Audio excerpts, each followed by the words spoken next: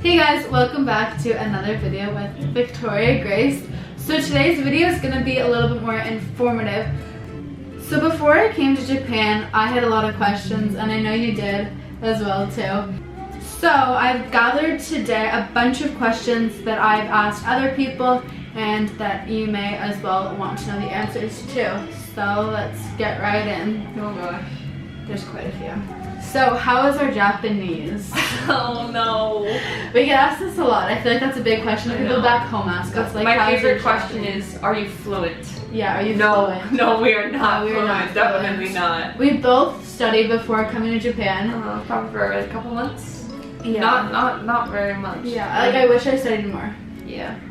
But still, when we arrived, we both felt like we did nothing. Absolutely. I'd say we've both been here for around 6 months now. Yeah. So like we said, we're not fluent, we're not perfect, but we definitely know how to get around. Like I was in Tokyo the last weekend, and it was so easy just knowing how to ask for directions and being like, where can I get ramen and that kind of stuff. Important stuff like trying to find food. And like at our host family's houses, like my host mom does not speak English. Yeah, mine doesn't either. My host dad speaks a little bit of English, but even together, most of the time we do speak Japanese. So at home we are always speaking Japanese. It's same at school too. Like my friends don't really speak English, so we are speaking Japanese. It can be hard, but we know enough to get by, and we can understand. I would say we can understand more than we can speak. Definitely. Or sometimes even when we speak, it's not perfect grammar, but oh gosh, no.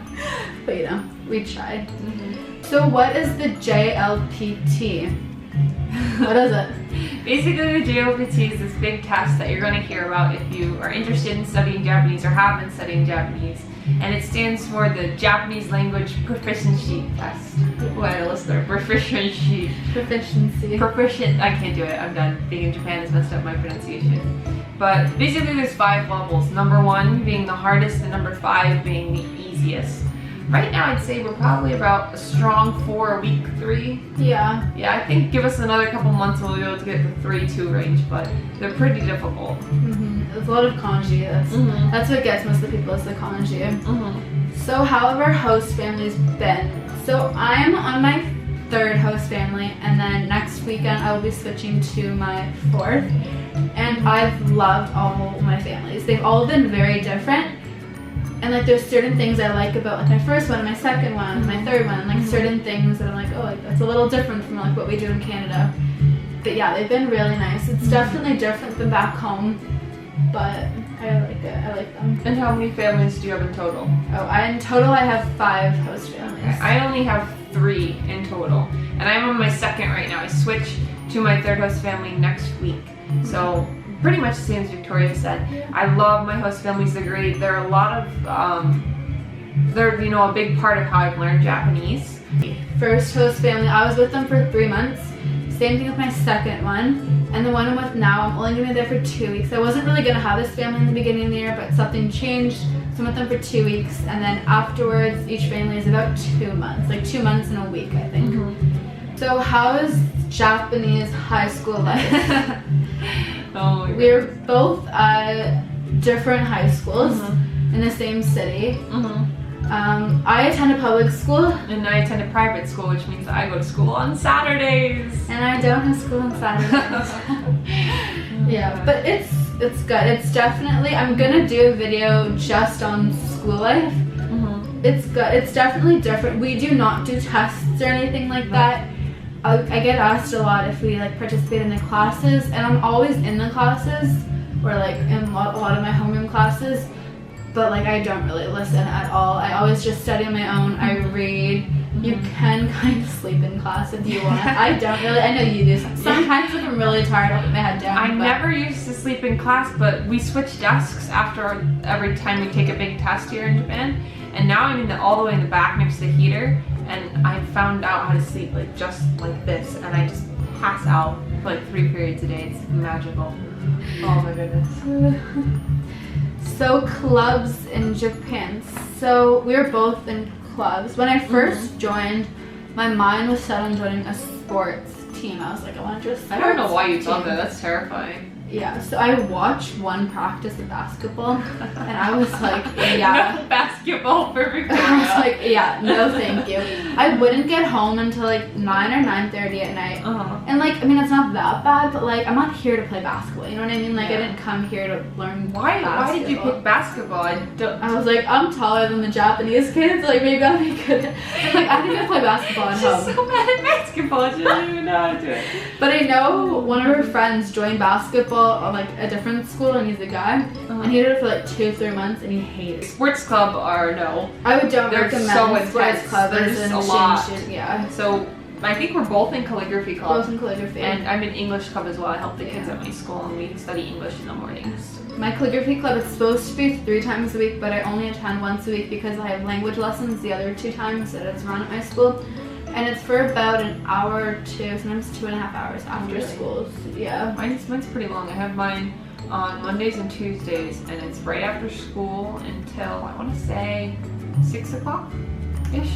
Yeah, but usually I don't stay. I usually leave and I go to the gym. So. How is it making friends in Japan? So we have very 2 different experiences. Oh my goodness. So like with Japanese friends, okay, when I first came at my school, they were obsessed with me. Like they literally, anything I did, they freaked out. And like after 2 or 3 months, I would say that kind of died down. I still though to this day have like my fan club per se. Like I still have girls that love me. But like they didn't even know me. Like they didn't want to be my friend for like me. Like they just were like, oh my god, you have different color hair. To like play with your hair and ask when your birthday was. Yeah. So I would say it took probably a good like 3 months to find like 2 to 3 months to find like my best friend, I guess. And people that like still talk to me, and like girls that like hang out with me outside of school and stuff like that. So not like it took a while, but at first it was like hard. It's like, yeah, you're surrounded by people, but like you feel don't alone. Speak the same language. You don't speak the same language. Next question, how often are like hanging out with exchange students? So we are Rotary Youth exchange students, and they kind of, our district has a rule, it's like not more than like every other weekend, I think, or like every weekend. Oh my god. In the beginning, we hung out a lot. Because like we didn't have any other friends really on the weekends. Yeah. But now, like we don't hang out, no, on the weekends as much. Like there was a month that I didn't hang out with you. Yeah. But yeah, so now that I'm getting more school friends and stuff, we are not hanging out. I still see her a lot because we do language lessons together and Wednesdays and Fridays. But on the weekends, not, and honestly too, like there's only 2 days on the weekends, and sometimes you have school on Saturdays. I have school on Saturdays a lot. Like it goes by fast. But yeah. We probably hang out at least, I mean, excluding language classes, we probably hang out every other week. So not that often. Not that often. At the beginning we did hang but out a lot more. Enough that I mean, I still see her. We go to the same gym. Sometimes we'll cross paths at the gym. But yeah, like the other guys, the other kids in our city, like I just kind of see them at language school. Sometimes, maybe once a month we hang out on the weekends. We go grab dinner and hang out. But we do have a curfew, which is, I think, our club. It's pretty much club specific on where you are in Japan, and depending, well, I bet a lot of Rotary's the same, but ours is 10 o'clock at night. Yeah, 10 o'clock. But my host mom doesn't really like me out too late after dark, so usually she likes me home like 8:30, 9ish. She's a little nervous this one, but I love her. Before I came to Japan, I heard that it was like a 9:30, 10. I heard it was 7. So I was like 10 o'clock. Like that seems so early. You were 10 o'clock. I was like 7 o'clock. Like that just seems so early. But honestly, it's really not that bad. Like yeah, there's not a whole lot to do here. We're only, I'm 18 and Victoria's 17, and the drinking age is 20. And not even that we want to drink, but to go out and have fun at night. It's kind of just along the city. It's kind of just like bars and nightclubs. So we couldn't get in anyways. Yeah. So. And like too, and I think like on the Friday nights, a lot of our Saturday nights, we're with the other exchange students too, and like we all have the same curfew, so we all hang out, and we all know we have to be home by like 9:30. Which is really convenient. Yeah. So we both, next question, just like where we live in Japan, we both live in the same city. Our last host families, or like my last host family, we live like a block or 2 away. We would take the same bus home. Yeah, it was very convenient. But yeah, so we live in Kanazawa, Ishikawa Prefecture. We live in like the capital of the prefecture, so it's the biggest city. If Tokyo's here, we're up here on this coast, and it's awesome because sushi is said to be like the best in our prefecture. So we are Rotary Youth exchange kids, so we all got our Rotary jackets. So we all brought pins. So I brought way too many. So our district You here, brought so many pins. There's 10 kids here. And how many pins? I think I brought like 500. Like 500, just nuts. Like this district, my district back home in Canada, they get like a trip and we exchange with other And you get to districts. see all the kids, and it's a huge big deal. That's what my district is like too. Yeah, but I think every district is like that except for Japan. yeah, but anyways, we don't exchange with other districts, so we don't meet any other exchange kids. So yeah, don't bring, if you're coming to this district Don't in bring Japan, that many pins. don't bring 500 pins, because now I'm like, do I leave them in Japan? But then they're heavy to mail home, and I'm a little stuck on what I should do with them. Yeah. Overall, how do you like it in Japan so far? We've been here for 6 months. 6 months and 2 days for me. I think mine's a little less than 6 months at this point. I love Japan. I would even consider coming back and living here and teaching. I love it here. I would say in the beginning it was kind of hard. Like the culture, it's pretty much like the biggest culture shock you're gonna get of where you can kind of go Compared to Western culture, I would agree with that wholeheartedly. There's really nothing in common. Nothing's the same. It's hard to talk about it because we've been here for 6 months, so trying to think about what's different and what shocked us, it's hard because now it's all normal. Yeah, we're like going back to America is going to be culture shock in Canada too. Yeah, it's going to be different. But yeah, I love it here. I can't say for sure I would live here later on.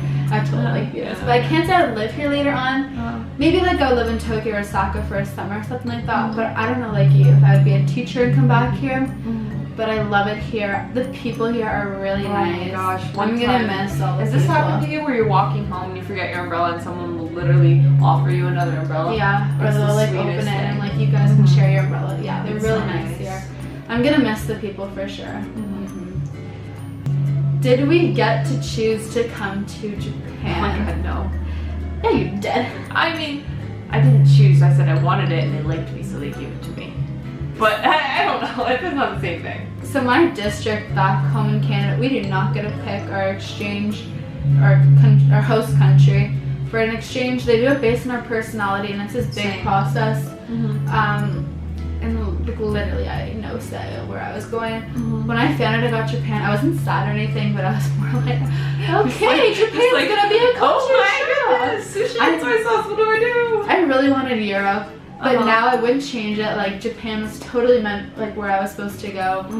But yeah, when I came here too, like there was definitely times too, and I was like, what am I doing here? Like, well, why are we in Japan? We could be in Europe. Yeah, or like you're gonna have, if you come to Japan, you're gonna have so many like WTF moments. Like you're gonna be like, what's happening? Like you don't understand what's going on. Like you can't Especially speak at the language. Rotary meetings where you have like 8 old men like talking to you in the like country dialect, and you're just sitting there like, yeah, and they speak what have I so done? fast sometimes. So and you're fast. like, speak slowly. You're like the second you speak any Japanese, the first thing you're gonna get is, oh my gosh, you're so good, and then they'll launch into this crazy fast Japanese, and you're left sitting there like,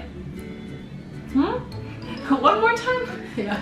But your district, you got top 5 or top 5, yeah. You got a list one of the places you wanted to go, but that was really just like cannon fodder for the interview, asking you like the questions like name the capitals, name the language, name the political like systems, and just like part of the big interview, getting a good feel of what you're like and where you'd be best. Pretty much. Have you gotten homesick at all? Homesick. I'd say for both of us, probably Thanksgiving and like Christmas. That area right there was kind of hard. I never really wanted to go home per se, but there have definitely been times where I just really wanted to be someplace familiar and you not just eat. want to hug. And you just don't want to eat rice anymore. I think we both, like I've seen you almost have a mental breakdown. I feel like you've seen me almost have a mental breakdown. We've seen some bad moments between the two of us.